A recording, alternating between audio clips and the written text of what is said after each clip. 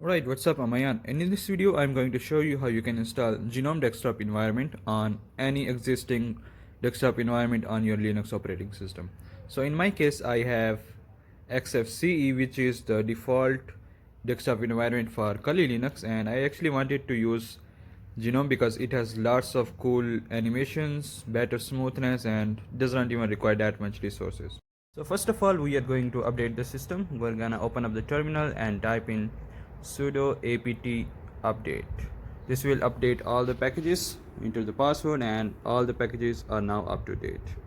So what are we going to do is update the system. So I'm gonna type in sudo apt full upgrade. I'm sorry, I forgot to put the apt. Let's type in sudo apt full upgrade. Here we go. Looks like all of my packages and system is now up to date. So what are we going to do is type in sudo apt install Gnome. This will give you the list of everything and the space that it will require. After summary, all you have to do is type in yes and hit enter, and it will start downloading all the packages that are required to run Gnome. And also, while you're at it, make sure you hit the subscribe button because we are making a lot of great videos. So without any wasting of time, I am going to speed up this process.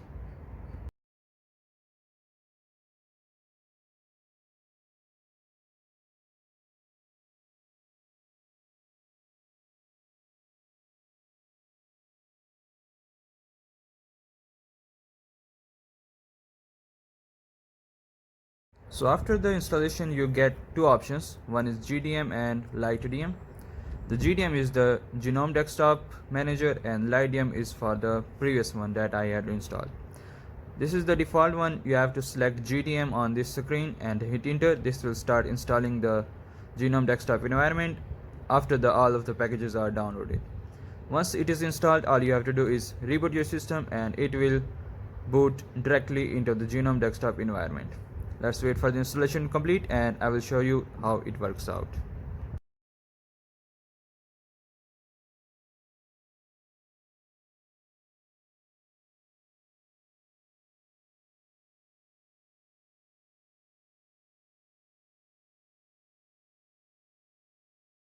Okay, now it looks like the installation is complete. The downloading and installation of packages and everything is done.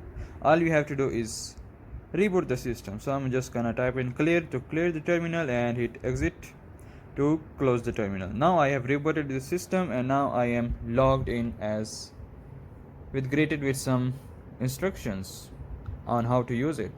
Well, the best thing about this is that you get gesture control, which is very fun and nice to have. If you click on this, you see all of the workspaces. There are two workspaces on by default. One is the program that you're running and the next one is the desktop. You can change some desktop settings right from here. Display, how others are oriented, night light, and here are the rest of the settings. You can access your settings right from there. Well, actually I am going to change some settings around here lately, but you can change it however you see fit. Now as you can see on system details, you can see I have Gnome version 48.